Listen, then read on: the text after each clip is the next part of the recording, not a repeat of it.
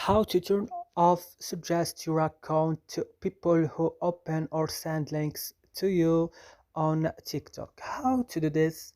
Just watch this video until the end. Make sure that you like and subscribe to this channel. So let's start. First, you will just open your TikTok. Then when your TikTok is opening, as you see, you will find home automatically. You will just go here on your profile and open it. And when your profile is opening, guys, you will just go here on this three line here, then click, and then go to settings and privacy. Then on settings and privacy, will go to privacy. Then you will go to suggest your account to others.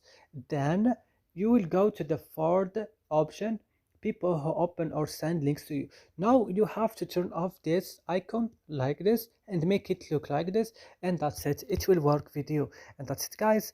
I hope this video is helpful for you. Don't forget to like and subscribe in this channel, and see you next video.